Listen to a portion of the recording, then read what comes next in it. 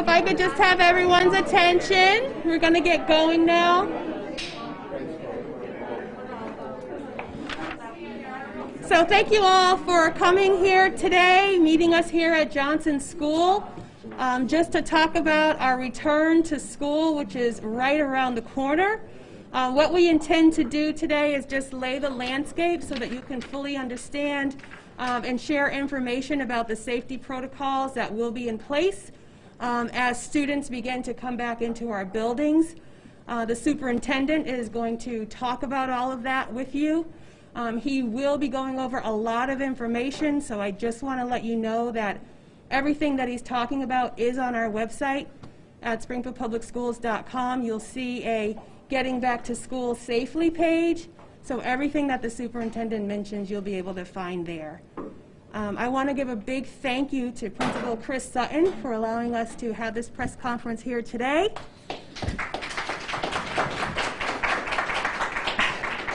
And I also want to say thank you to the amazing custodian and his staff here, Fred McGilka. And to get things started, we're going to hear a word from our mayor, the education mayor. Please welcome Mayor Dominic Sarno. Thank you, Jeff. Thank you very much. Back in school again. I want to thank Superintendent Warwick, and I want to thank the facilities team led by Pat Sullivan and Pat Roach and all the facilities management. I want to thank our teachers and administration and staff. It's been a surreal and challenging time, but we're getting there, conquering this COVID-19. Superintendent Warwick will give a very detailed presentation. We made sure on the city side that I had the funding to make sure that our teachers, staff, administrators, and students will come back. It'll be clean and safe and healthy. We've pumped in new ventilation systems, carrier air systems, MERV filters, eye waves, plenty of PPEs, hand sanitizers, protocols and guidelines to keep everybody safe and sound so we can continue to educate and nurture our students moving forward. I want to thank Principal Chris Sutton, and every time they say that I always go like this because he was a hell of a ball player at our alma mater, the High School of Commerce, and Chris and your team here for hosting us moving forward. It's an exciting time. There's a little trepidation, but everybody's going to be safe and sound as we start to get our kids back into school. But we've gone above and beyond the ASHRAE standards. We've gone above and beyond the DESE standards. No one is doing what the city of Springfield and the Springfield Public School systems is doing in the state of Massachusetts on the complete upgrading of all our schools and our public buildings for ventilation purposes and public health purposes. I also want to thank my Dr. Anthony Fauci, Commissioner Helen Colton Harris, who's worked side by side with that. So thank you for being here and getting this information out, the media, to the public, to reassure them that our students, staff, teachers, administration, custodians, everybody's going to be safe and sound, and we look forward to welcoming everybody back. Thank you so much. So like I said, the superintendent's going to go over a plethora of information about the safety protocols. We do have a classroom that you'll be able to get some footage of that shows the distancing, a bathroom. The superintendent's going to refer to the water stations, so I'll take you on a tour so you can see that after he speaks as well. And so, again, I just want to reiterate, it's a lot of information and it's all on our website. So at this point, we'll have the superintendent of schools, Dan Warwick. Please come forward and welcome him now. Thank you. Thank you, Azelle. Good morning, everyone. So good to see you. It's good to see people. It's just great to get back. Really excited about it. Before I start, there's just I wanted to start by thanking the senior leadership team in the Springfield Public Schools. I'm not going to call everyone out by name, but many of them are here, and no one ever had a better team to work with. And they just do an outstanding job. And during this crisis, they really stepped up and really have done a great job for our schools and really guided us through. You know, it's a once-in-a-100-year pandemic, and this was really difficult to navigate. And getting our kids back safely has been our goal, and it's their great work that has allowed us to do it. When you come into the school, you can see our custodian. The schools are spotless. Our principals have been working hard. You know, a couple pieces of information before I start. So during this pandemic, our attendance has been 92.2%. It's usually only 93 at this time in the year. That's a testimony to the work of our principals, our teachers, and our staff, keeping kids engaged through these very, very difficult times and moving the system forward. They've done a great job providing a quality remote program for our kids.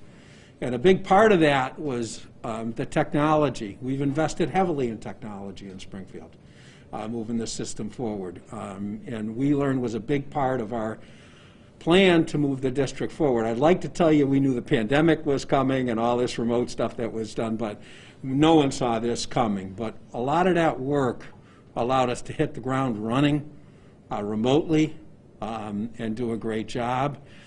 And then the mayor stepping up, because it took millions of dollars to get the extra technology support we needed to deliver for our kids. And you know, when this came to be, a lot of my colleagues were laying off teachers so they could buy the PPE, do the facility upgrades, buy the technology they needed.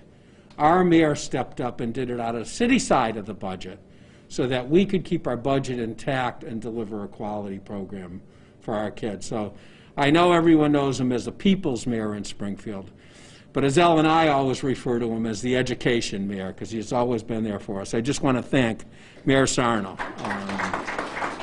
Incredible what he's done for our kids over the years. You know, and again, a big piece of this is the return to school plan with Monday looming. So I'm going to go through the grades and categories of students who are returning and when they're returning. And again, as Elle said, everything I go over is going to be on the website. But, you know, very important that our preschool to 5th grade students, schools like Johnson School here, are coming back Monday. They're coming back hybrid on Monday, and they're going to have a full return on May 3rd.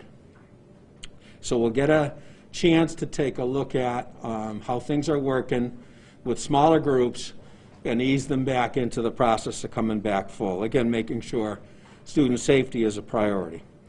Same thing for our 6th graders in our middle schools. Coming back on Monday the 5th. They're going to go full-time on May 10th, the following Monday. Our 7th and 8th graders are coming back in after the vacation on April 26th. And again, they'll go full-time. They'll come back hybrid, and they'll go full-time on May 10th. Our high schools, and this is a big question.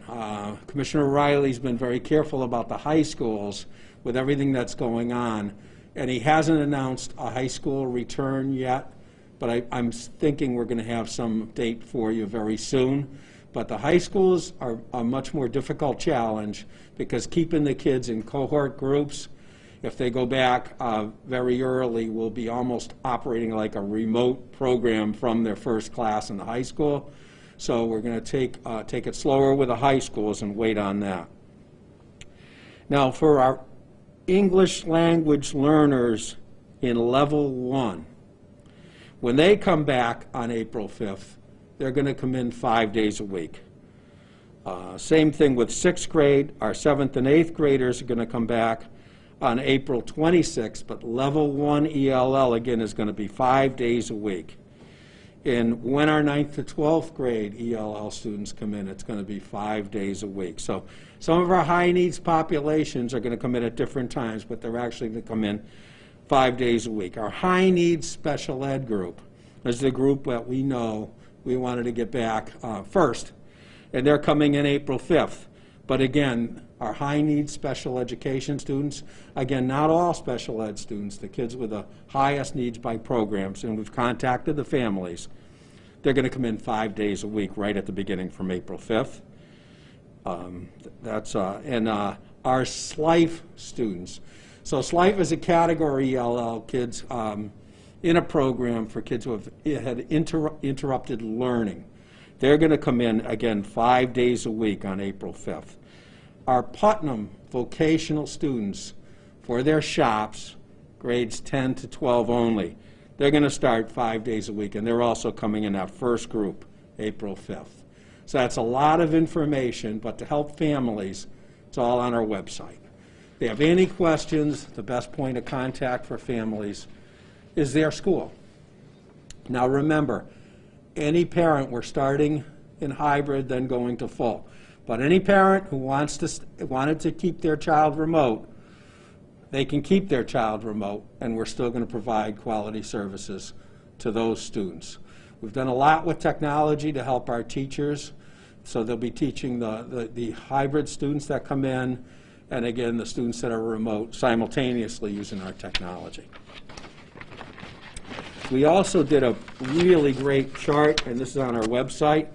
So it shows parents, if you're in a hybrid situation, whether you're in A group or B group, and it's either Monday, Tuesday, and every other Wednesday, or every other Wednesday, Thursday, and Friday, exactly what days you'll be coming in. So again, parents can just look at the website, and when they're in that hybrid groups for the kids that are going to come back hybrid, they'll know and be able to follow exactly how they're going to return.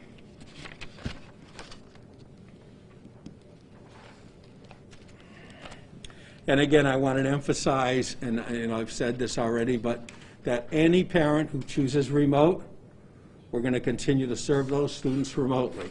And right now, the way that's running, and it's been a parent choice, and I believe at the elementary level, we've actually been able to contact like 98% of the families. And it's running just about 50-50. So parents who want to send their kids back, and those that want to keep them remote. And we're going to honor all those requests. This is a very important one. School uniforms. You know, Springfield has had a school uniform policy going back, I'm going to say it's more than 15 years now. During the pandemic, for the rest of this year, any child who wants to come in their school uniform can come in the school uniform, but if the uniform is a problem for a family, they can wear other clothes as long as they're appropriately dressed for school.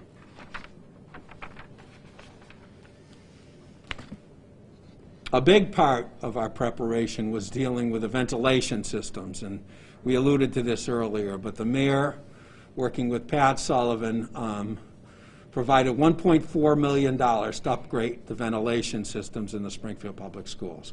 All that work's been done, and every school has a different plan. You know, we have over 50 buildings, all with different types of ventilation systems. But based on the type of ventilation system, we've made all the appropriate upgrades to not only meet the DESI standards, but in Springfield we went to a higher ASHRAE standard and exceeded the DESI standards. So in buildings that had modern HVAC systems, they already met the DESI standards and exceeded it. We installed I-waves to purify the air even more. In buildings that had univents, we increased the fresh air intake, and we went to MERV 13 filters to, again, better filter that air.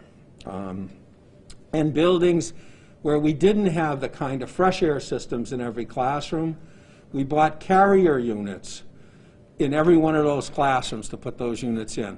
So every classroom in every building is going to exceed the ASHRAE standards and really make sure our kids are safe and our staff are safe when they return. There's going to be a lot of protocols in place when kids come back. So that's why I think it's so good that in a lot of cases we're starting back hybrid to give ourselves time and our kids time to acclimate to all these things, like our social distancing, 6 feet apart, our entering and our exiting the buildings. In every building, there's going to be a different plan. So the doors kids used to come in, that might change because we're going to take a look at our population, how to best spread them out, how to safely get them into classes, and keep them in cohort groups. And you're going to see staff on duty monitoring the entry, the exit, the face masks, and everything else.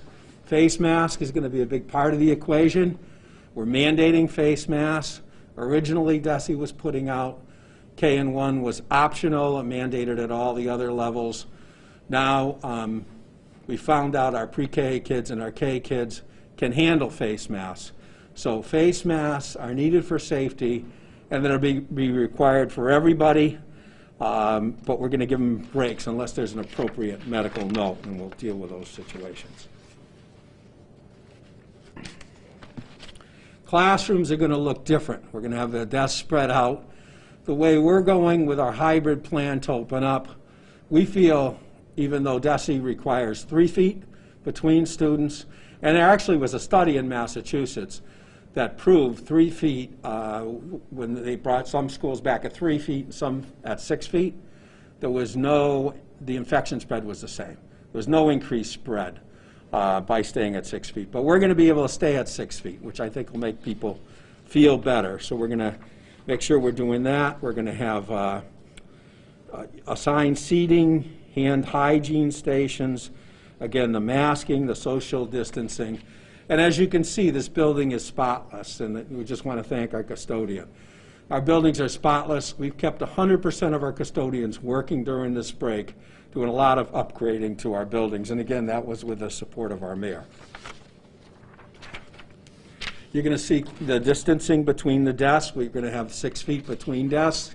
And I think we're going to be able to keep 6 feet in 90% of our rooms for the rest of the year, maybe all of our rooms. We're going to work hard on that distancing piece.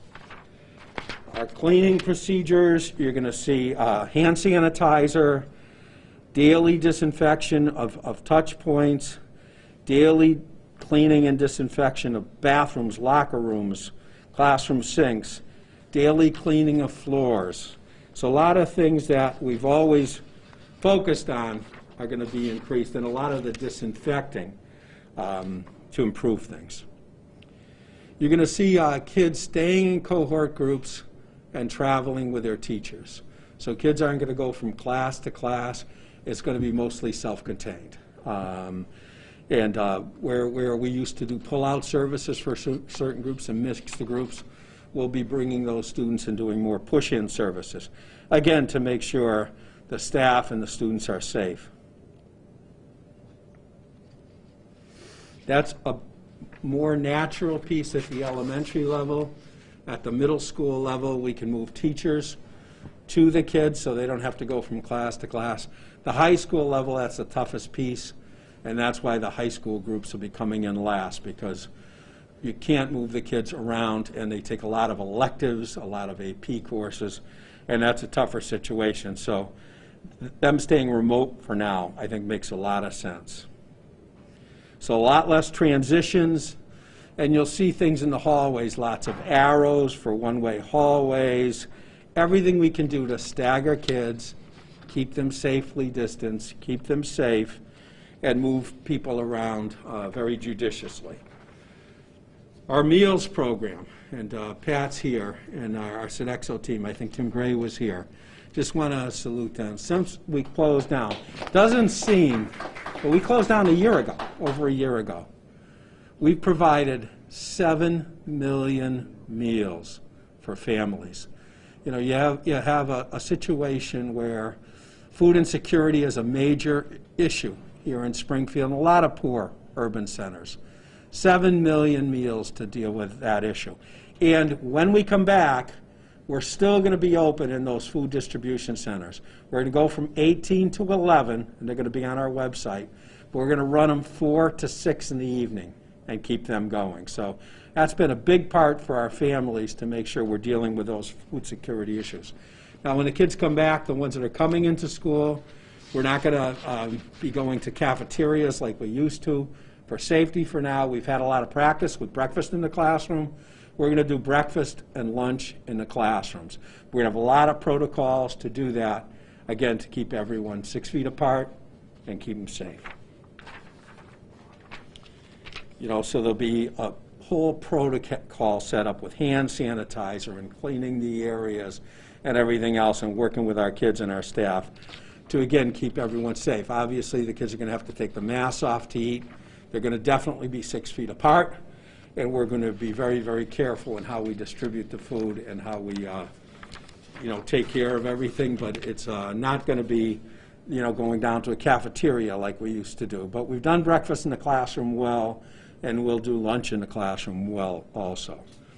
The bathrooms, we're going to be going one group at a time, keeping people apart in the bathroom, disinfecting the bathrooms, making sure all those pieces with the disinfection are done very, very well so our kids are safe. Another thing you're going to see differently, all of our water bubblers are turned off. We've installed water bottle filling stations in every school, and we're encouraging parents to send their kids in with water bottles so they have water for the day. But where they don't, we'll help out, but they'll go and fill the bottles at a water filling station, because again, during these times, you don't want kids using the bubblers. Another change, we won't be using the lockers. The locker rooms will be closed, so they'll have their coats and backpacks will remain with the students. Another big piece, we were opening, and Jeannie Clancy's here, and the mayor mentioned earlier, Helen Carlton-Harris. They've been a team during this pandemic situation, an incredible team. They've worked together on everything. Jeannie's team is even helping with the vaccinations, our school nurses across the city. But they've just done an incredible job. So Jeannie, collaborating with Helen, we've set up medical waiting rooms in every building. So a separate physical space apart from the nursing offices, where if someone's identified as potentially having COVID, we can isolate them safely. We're providing staffing for those rooms. We've actually contracted out to hire some CNAs to help provide the staffing to cover those rooms. We're going to have the pooled testing, the Binax Now testing, so all the protocols that you can put in place to make sure kids are safe, we're putting them in place.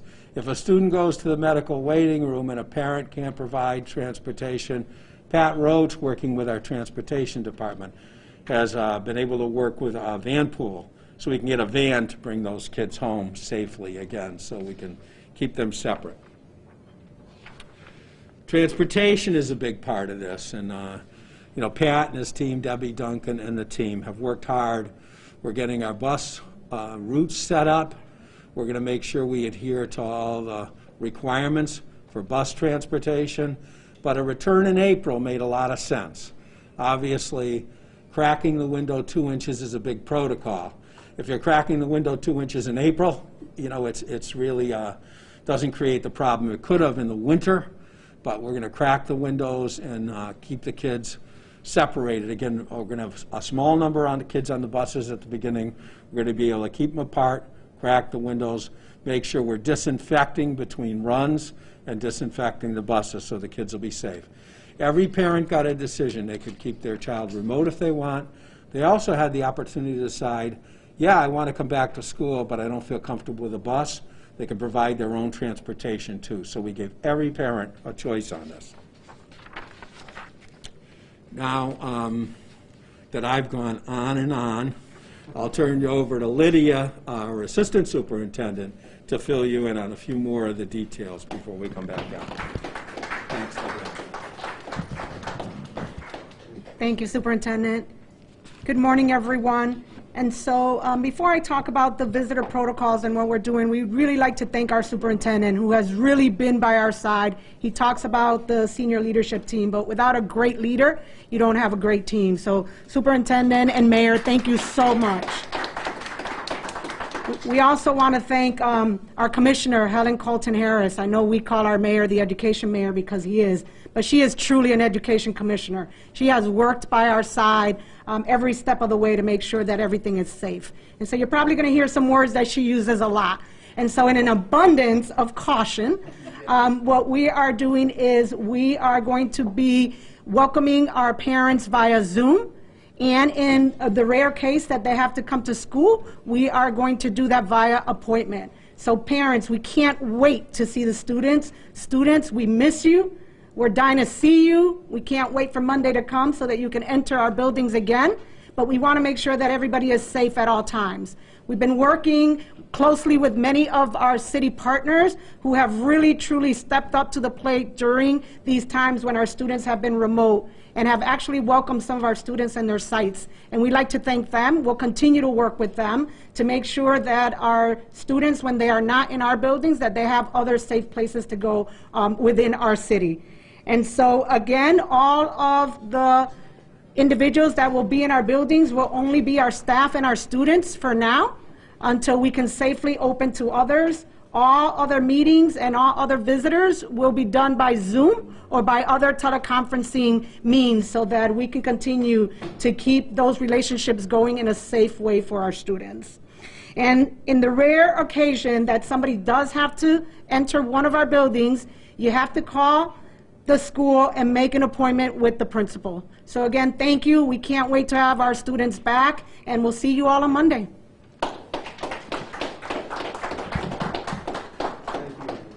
Thank you, Superintendent and Assistant Superintendent.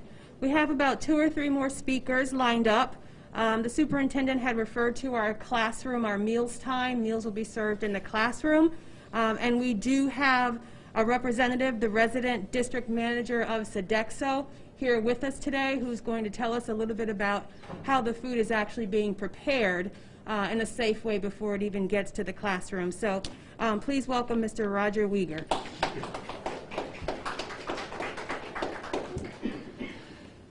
Good morning. It's a privilege to be here this morning. I know, as Superintendent Warwick had said, it's been a tumultuous year, and we were able to feed over 7 million students. And I'm very proud of the team. It's a total team effort to do that. As we prepare, thank you. As we prepare for Monday, the Culinary Nutrition Center here in Springfield has been working very hard on the protocols necessary to have a safe and really a very well-organized plan for breakfast in the classroom as well as lunch in the classroom for the remainder of the school year. We are producing unitized meals, both breakfast and lunch, and the breakfast meals will be presented to the teachers before the students arrive.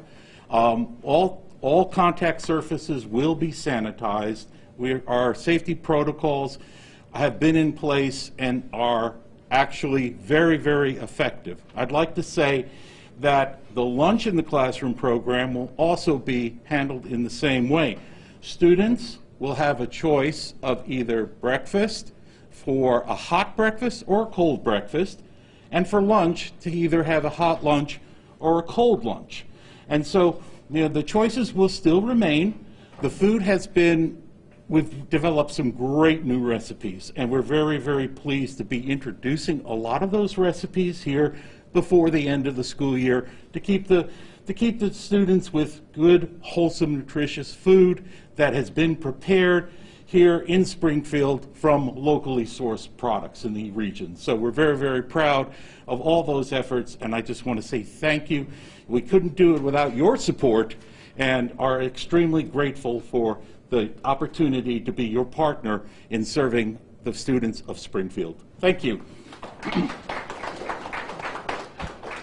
you, Mr. Weger. And if you're interested in actually seeing the process of putting the unitized meals together in a safe way, Sodexo did produce a video on how that process takes place. It's on our website on that same Getting Back to School Safely page.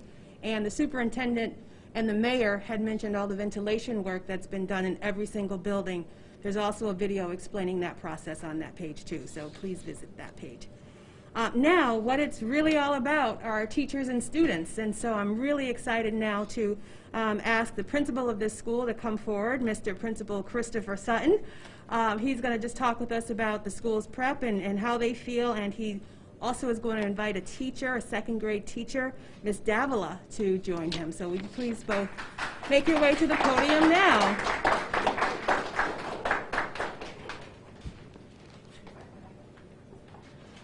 Good morning, everyone. Good morning. And so just as said earlier, we are absolutely excited about Monday.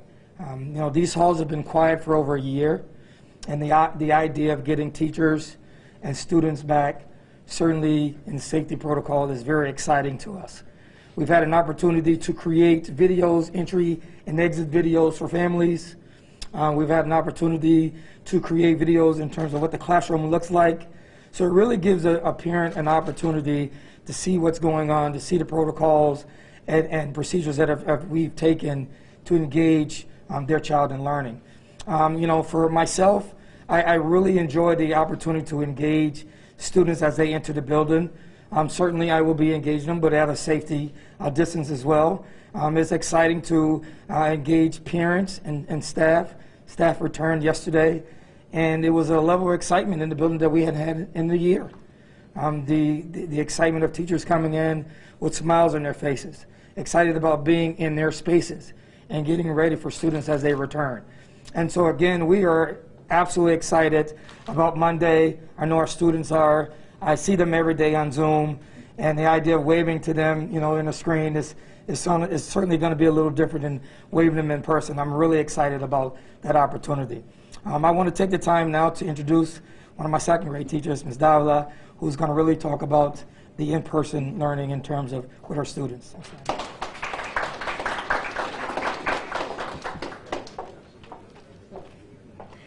Hello, good morning, buenos dias. So I am a lifelong educator of the Springfield Public Schools.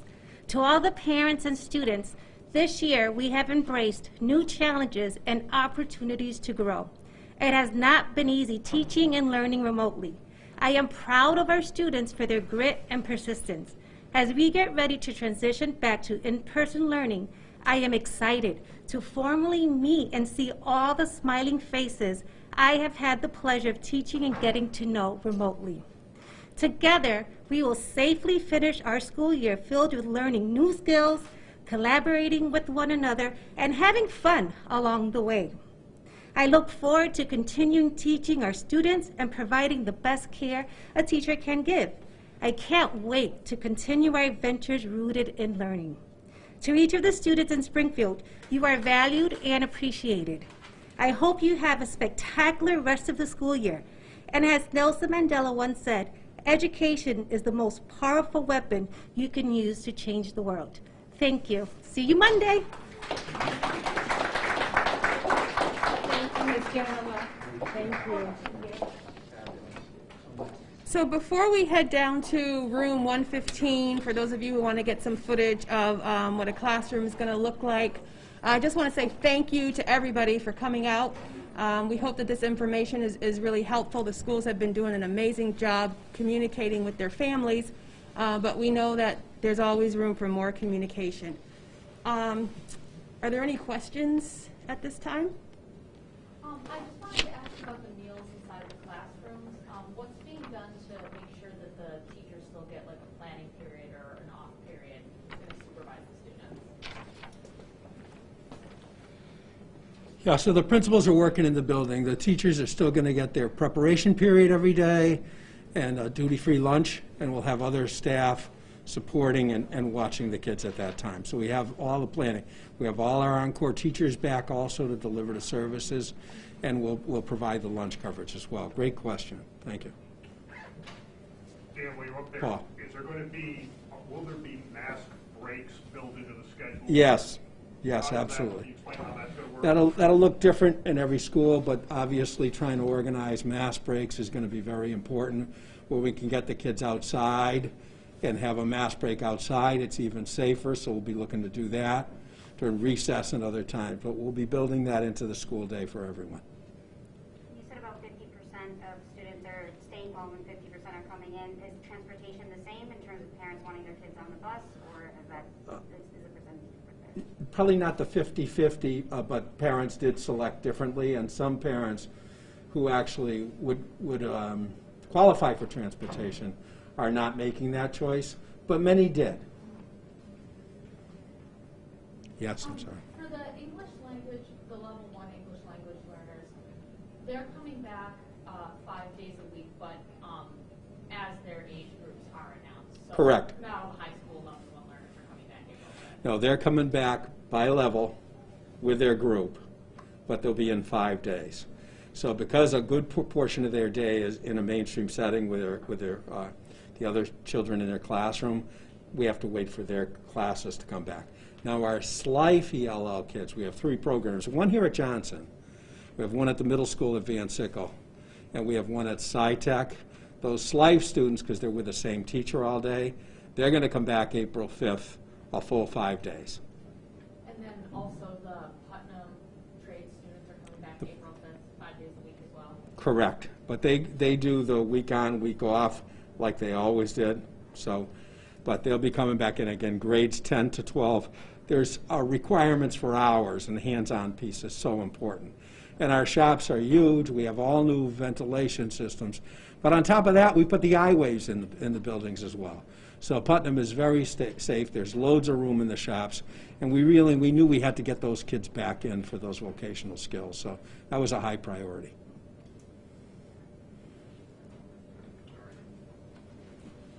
Thank you, everyone.